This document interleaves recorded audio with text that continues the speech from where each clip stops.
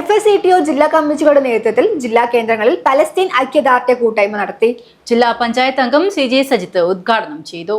അധ്യാപകരുടെയും ജീവനക്കാരുടെയും കൂട്ടായ്മയായ FSETO സംസ്ഥാന കമ്മിറ്റിയുടെ ആഹ്വാനപ്രകാരം ജില്ലാ കമ്മിറ്റികളുടെ നേതൃത്വത്തിൽ ജില്ലാ കേന്ദ്രത്തിൽ പാലസ്തീൻ ഐക്യദാർഢ്യ കൂട്ടായ്മ നടത്തി.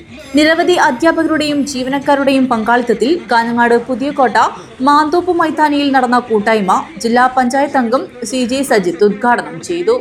വീറ്റോ അധികാരമുള്ള 5 പ്രധാനപ്പെട്ട രാജ്യങ്ങളാണ്. ഒന്ന് അമേരിക്കയാണ്, മറ്റൊന്ന് ചൈനയാണ്, വേറൊന്ന് റഷ്യയാണ്, അതുപോലെ തന്നെ ബ്രിട്ടനും ഫ്രാൻസുമാണ്. എത്രയോ കാലമായി ചൈനയും റഷ്യയുമെല്ലാം സ്വതന്ത്ര പാലസ്തീനെ അംഗീകരിക്കുന്ന രാജ്യങ്ങളാണ്. എന്നാൽ മറ്റു 3 രാജ്യങ്ങളും അമേരിക്കയോടൊപ്പം ചേർന്നുകൊണ്ട് സ്വതന്ത്ര പാലസ്തീനെ 2025 വരെയും അംഗീകരിക്കാൻ തയ്യാറായിട്ടില്ല.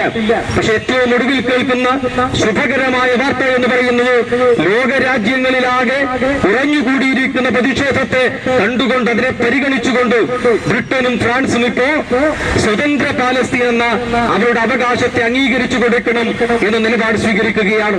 നേരത്തെ ഇവിടെ പറഞ്ഞതുപോലെ കഴിഞ്ഞ 2 വർഷക്കാലമായി മാത്രം നടക്കുന്ന ഒരു പ്രശ്നമല്ല ഇസ്രായേൽ പാലസ്തീൻ വിഷയം.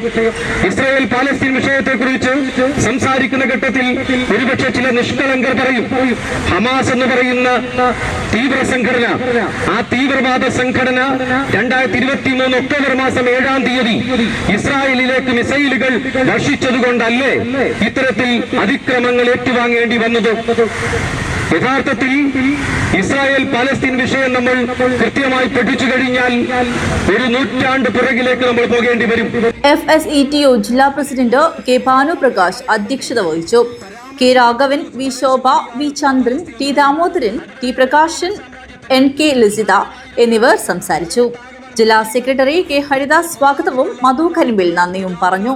News bureau, Kanhangad.